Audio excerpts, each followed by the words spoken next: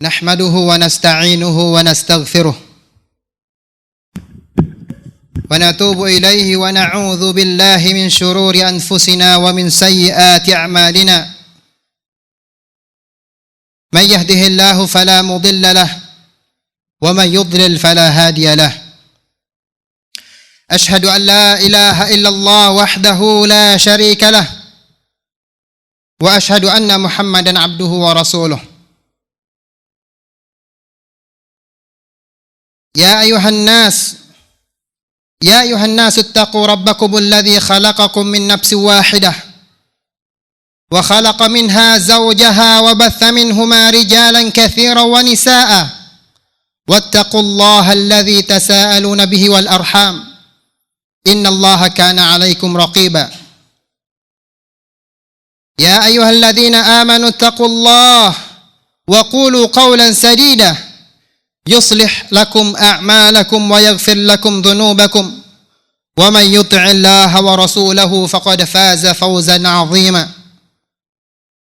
فإن أصدق الحديث كتاب الله وخير الهدي محمد صلى الله عليه وسلم وشر الأمور محدثاتها وكل محدثة في الدين بدعة وكل بدعة ضلالة وكل ضلالة في النار.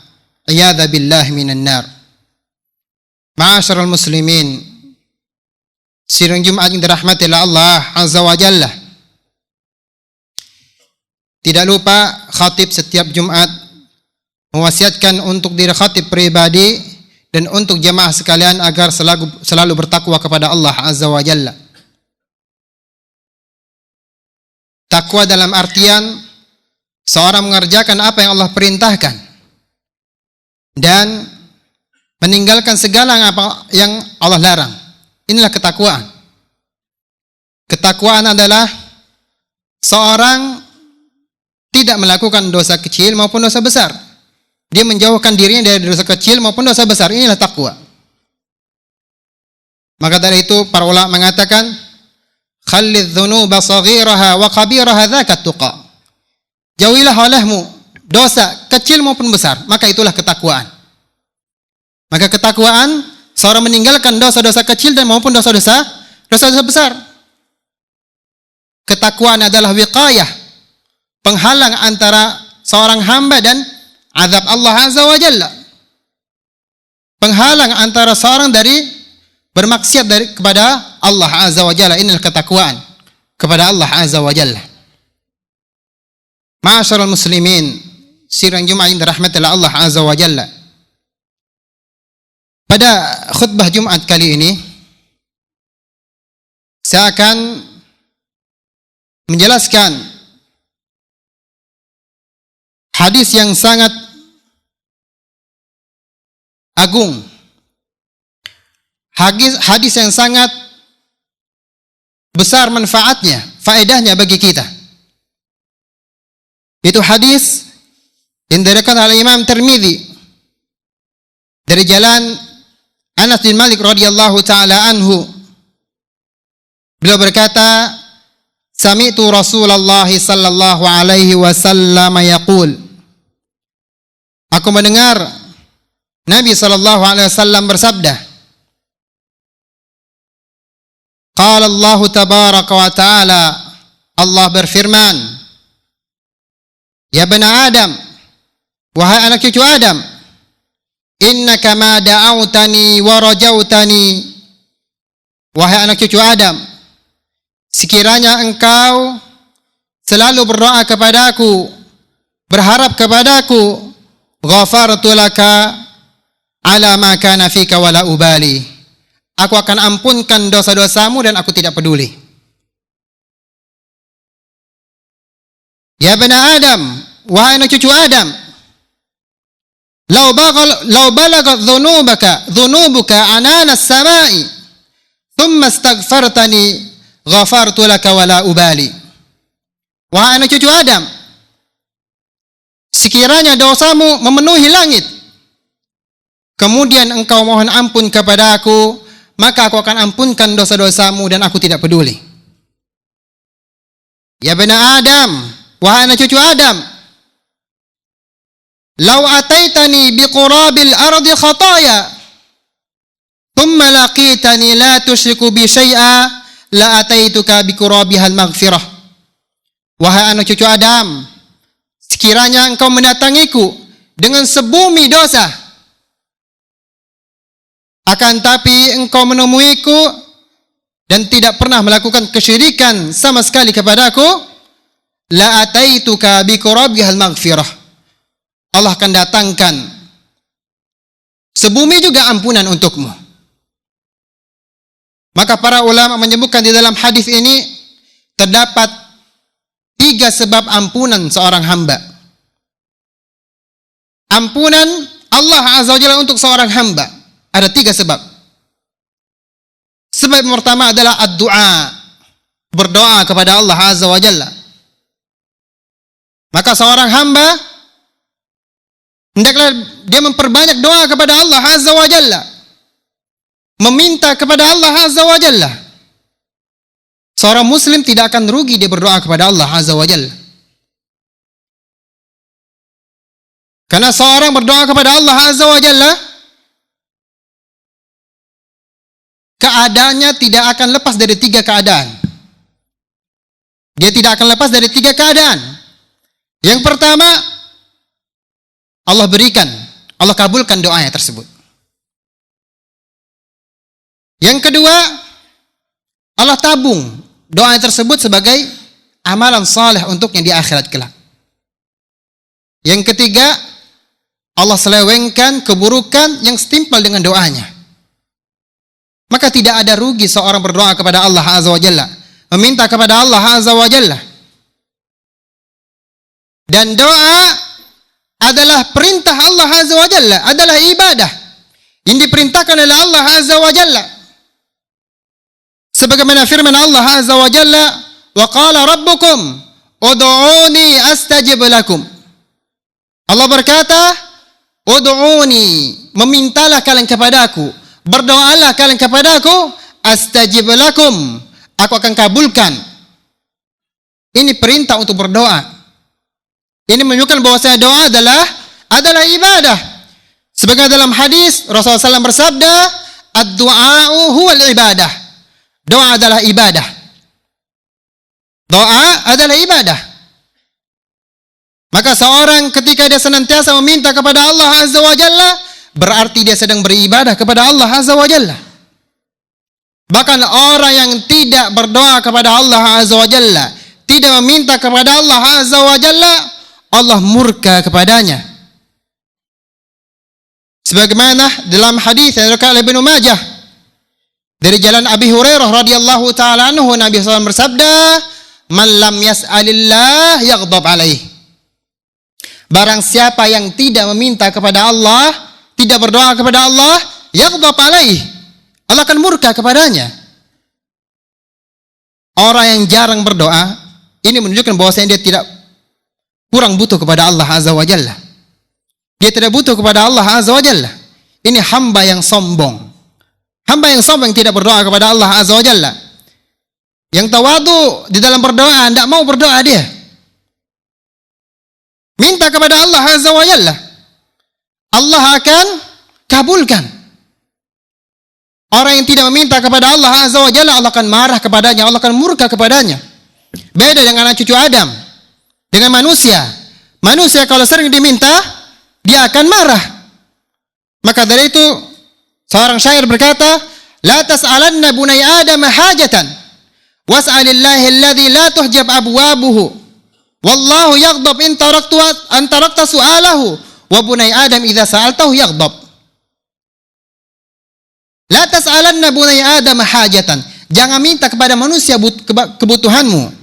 Was'alillahi alladhi la tuhjab abwabuhu. Mintalah kepada Allah yang tidak pernah tutup pintunya. Wallahu yaghdab in tarakta su'alahu. Allah akan marah kepadamu apabila engkau tidak meminta kepadanya. Wa bani Adam idza sa'altahu yaghdabu. Anak cucu Adam apabila engkau sering meminta kepadanya, dia akan marah. Allah Azza wa Jalla suka kita minta kepadanya. Bahkan seorang minta kepada Allah Azza wa Jalla, itu menunjukkan bahwasanya penghambaannya kuat kepada Allah Azza wa Jalla. Penghambaannya kuat kepada Allah Azza wa Jalla. Ma'asyiral muslimin, sidang Jumat yang dirahmati Allah Azza wa Jalla. Kemudian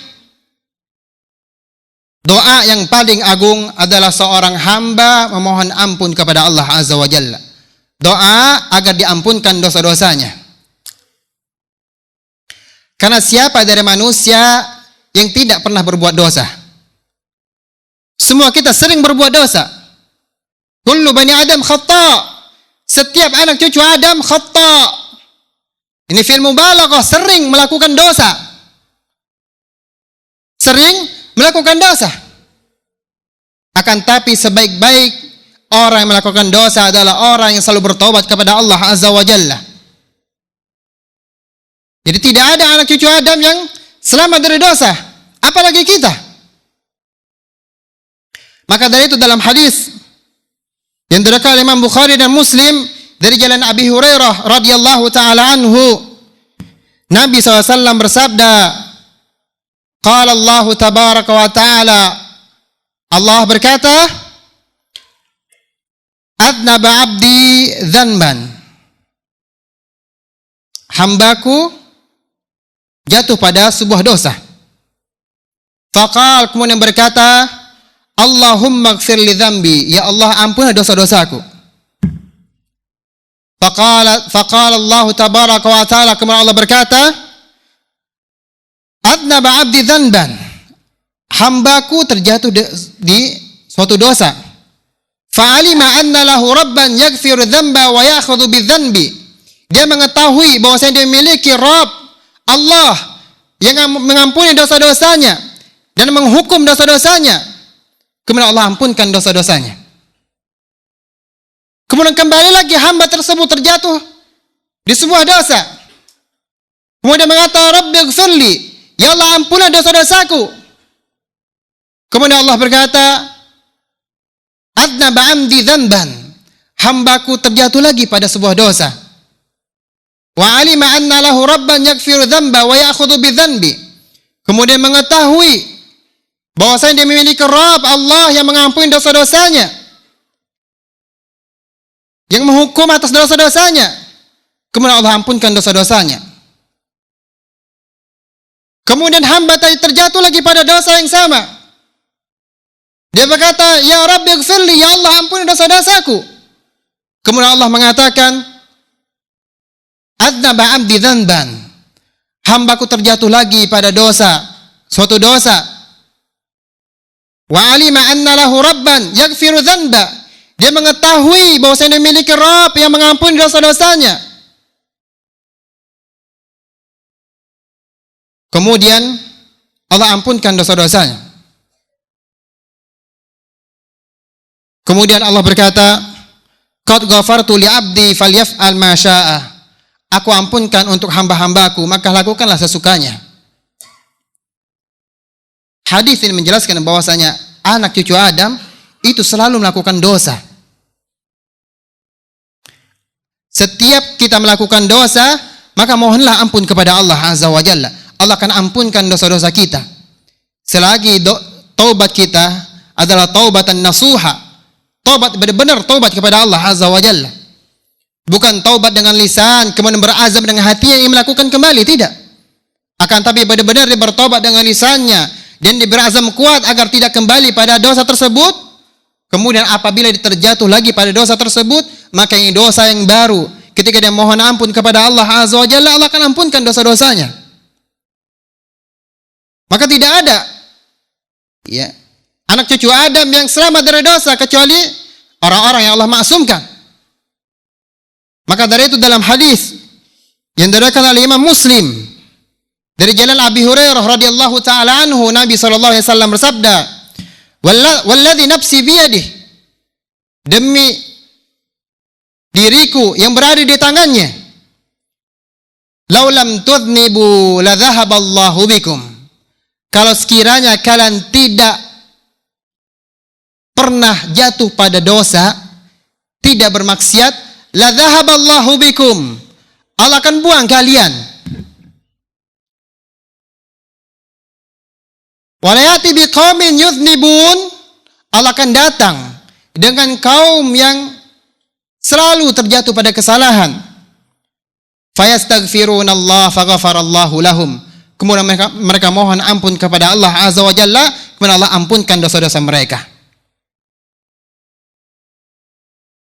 Jadi kalau kita tidak berdosa, Allah tidak butuh dengan kita. Akan tapi Allah butuh dengan hamba-hamba yang selalu bersujud di hadapannya, selalu bersimpuh di hadapannya. Ketika dia terjatuh pada dosa, dia mohon ampun kepada Allah Azza wa Jalla. Ketika dia terjatuh pada suatu dosa, dia mendatangkan ibadah yang lebih besar, yaitu apa? Merendah di hadapan Allah Azza wa Jalla. Menghinakan dirinya di hadapan Allah Azza wa Jalla. Ini ibadah yang besar. Ini ibadah yang besar. Maka dari itu ikhwani fillah azanallahu wa iyyakum, jangan putus asa dari rahmat Allah Azza wa Jalla. Sebanyak apapun dosa-dosa kita yang kita lakukan, terus kita minta kepada Allah Azza wa Jalla. Jangan bosan minta kepada Allah Azza wa Jalla. Allah bukan seperti makhluk, apabila dia minta marah. Allah Azza wa Jalla paling senang apabila hambanya minta kepadanya, bertobat kepadanya. Bahkan kebahagiaan Allah Azza wa Jalla melebihi kebahagiaan orang-orang yang telah datang kepada kematian kemudian dia dihidupkan kembali. Bagaimana seorang hamba ketika terancam kematian, ya, kemudian rupanya ancaman tersebut hilang, kemudian dia diberikan umur yang panjang kembali oleh Allah Azza wa Jalla, pasti bahagia sekali. Allah Azza wa Jalla lebih bahagia dengan taubat hambanya daripada orang tadi. Sebagaimana dalam hadis yang diriwayatkan Imam Muslim, suatu ketika ada seorang yang pergi membawa bekal dengan onta, pergi dengan onta membawa bekal di padang pasir. Di padang pasir tidak ada makanan, tidak ada minuman di situ, kecuali bekal yang dibawa di atas onta. Rupanya bekalnya hilang di tengah jalan. Ontanya pergi tengah jalan. Maka dia telah putus asa untuk hidup. Dia ngira ini saya bakalan mati, karena makanan saya udah hilang. Di padang pasir tidak ada air untuk diminum, nggak ada makanan untuk dimakan, nggak ada warung di padang pasir. Kemudian suatu ketika dia ketiduran di bawah pohon, ya. Kemudian dia bangun, rupanya apa? Ontanya tadi kembali di sisinya dengan makanan yang lengkap, perlengkapan yang lengkap. Bahagia sekali dia. Bahagia sekali dia. Sehingga dia berkata apa? Allahumma anta abdi wa ana rabbuk, akhta' min syiddatil farah. Ya Allah, engkau adalah hambaku dan aku adalah Tuhanmu, katanya. Dia salah saking bahagianya. Ini hamba ini bahagia, ini puncak kebahagiaan.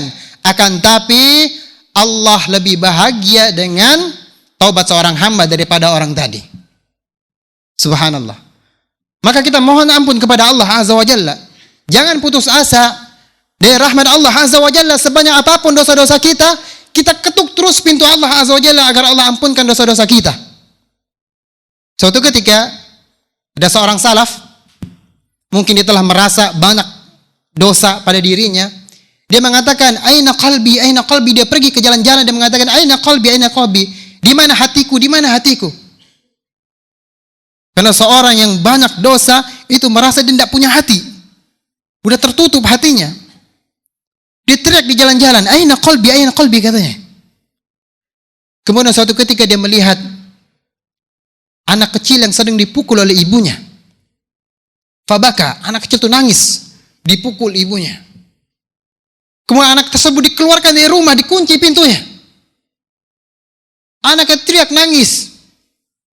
Kemudian anaknya melihat ke kiri ke kanan, tidak ada yang mengasihaninya. Tidak ada tempat yang ingin dituju. Maka dia kembali lagi ke pintu rumahnya. Dia mengetok pintu rumahnya, wahai ibuku, sekiranya engkau tidak mengasihiku, tidak mengasihaniku, siapa yang akan mengasihiku? Siapa yang akan mengasihaniku? Siapa yang akan melindungiku kalau engkau marah, wahai ibuku? Maka ketika ibu yang mendengar hal tersebut, hati ibu terenyuh. Iba. Kemudian ibunya mengintip dari jendela, anaknya sedang menangis. Ya. Kemudian ibunya pun membuka pintu dan memeluk anaknya. Dan berkata kepada anaknya, "Nak, kiranya engkau mendengar apa yang aku katakan, apa yang aku nasihati, ibu tidak akan memukulmu. Ibu tidak akan mengeluarmu dari rumah." Maka laki-laki tadi melihat, dia mengatakan, "Wajadtu qalbi, sekarang aku menemukan hatiku. Sekarang aku menemui hatiku." Seorang ibu, ketika anaknya merengek-rengek nangis minta maaf kepadanya, mengetuk pintunya dan sambil menangis, hatinya terenyuh, memberikan maaf kepada anaknya, mencium anaknya, memeluk anaknya. Bagaimana dengan Allah Azza wa Jalla ketika kita minta ampun kepada Allah Azza wa Jalla? Ketika kita ngetuk pintu bertaubat kepada Allah Azza wa Jalla, tidak mungkin Allah menutup pintu taubatnya kepada kita. Allah akan ampun dosa hamba-hambanya. Nah, dalam hadis Rasulullah SAW bersabda, "Allahu arhamu bi'abdihi min ummi biwaladiha." Allah lebih cinta kepada hamba-hambanya daripada orang tua kepada anaknya. Orang tua saja ketika kita merengek, menangis di hadapan orang tua kasihan. Bagaimana ketika kita merengek di hadapan Allah Azza wa Jalla, mohon ampun kepada Allah Azza wa Jalla, Allah akan pasti mengampuni dosa-dosa kita. Aqulu ma tasma'.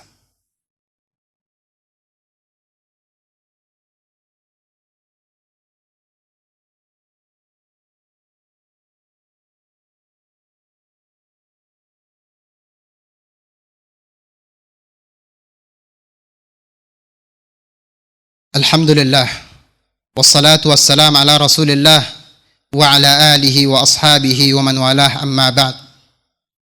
Ma'asyiral muslimin, sidang yang dirahmati Allah Azza wa Jalla. Sebab ampunan yang kedua adalah al-istighfar. Mohon ampun kepada Allah Azza wa Jalla. Al-istighfar. Perbanyak istighfar kepada Allah Azza wa Jalla. Astaghfirullah, astaghfirullah, astaghfirullah. Perbanyak istighfar kepada Allah Azza wa Jalla. Karena ini sebab ampunan.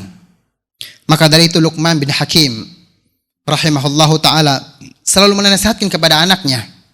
Beliau mengatakan, "Ya bunayya awwid lisanaka astaghfirullah." Wahai anakku, biasakan lisan mengucapkan astaghfirullah, astaghfirullah. Fa inna lillahi sa'at la yuraddu fiha sa'ilan. Sungguhnya Allah memiliki waktu-waktu yang apabila seorang berdoa, ketika itu tidak akan Allah tolak doanya. Kita tidak tahu waktu-waktu apa saja yang Allah terima. Ada terkadang waktu-waktu yang kita ketahui, ya. Perbanyak istighfar kepada Allah Azza wa Jalla agar Allah Azza wa Jalla ampunkan dosa-dosa kita. Begitu juga Al-Hasan Al-Basri rahimahullahu ta'ala berkata, "Aktsiru minal istighfar." Perbanyak beristighfar. Fi buyutikum, di rumah-rumah kalian. Wa fi mawaidikum, di meja hidangan kalian. Wa fi turuqikum, di jalan-jalan kalian. Wa fi aswaqikum, di pasar-pasar kalian. Wa fi majalisikum, di tempat-tempat kalian duduk. Fa innakum ma tadrun, sungguh kalian tidak mengetahui mata tanzilul maghfirah, kapan ampunan itu turun. Maka perbanyak istighfar kepada Allah Azza wa Jalla. Perbanyak istighfar kepada Allah Azza wa Jalla. Suatu ketika ada kisah Imam Malik, ya, dengan penjual roti, ya. Gimana kisahnya? Saya pun lupa panjangnya. Suatu ketika Imam Malik, ya, itu baring di suatu masjid, yang mana penduduk situ tidak kenal dengan Imam Malik. Penduduk sekitar tidak kenal dengan Imam Malik.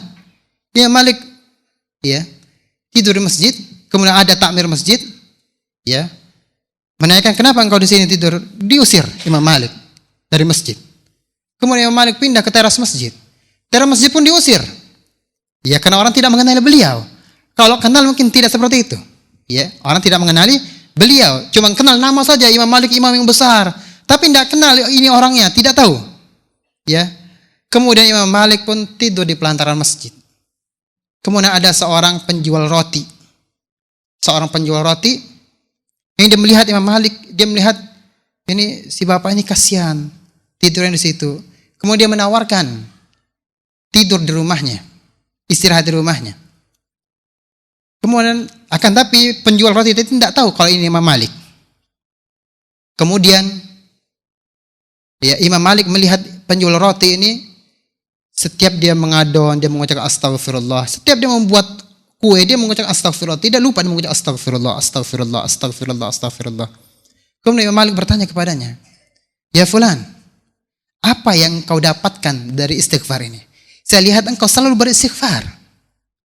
Kalau orang tadi mengatakan, wallahi, demi Allah, dengan banyak istighfar, apa yang aku minta pasti Allah kabulkan.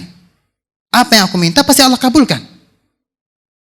Akan tapi hanya satu doa yang belum Allah kabulkan. Apa itu? Kata Imam Malik. Saya berdoa minta ditemukan dengan Imam Malik. Tapi sampai sekarang belum ditemukan dengan Imam Malik. Subhanallah. Ini bukti bahwa saya banyak istighfar ya mendatangkan sesuatu yang luar biasa dengan memperbanyak istighfar. Ya, maka perbanyaklah istighfar kepada Allah Azza wa Jalla. Maka dari itu Allah berfirman, walladzina idza fa'alu fahishatan aw zalamu anfusahum dzakarullaha fastaghfiru dzunubihim.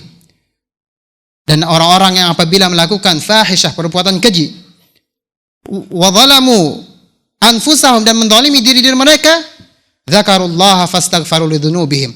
Mereka mengingat Allah kemudian beristighfar atas dosa-dosa mereka. Apa faedah istighfar?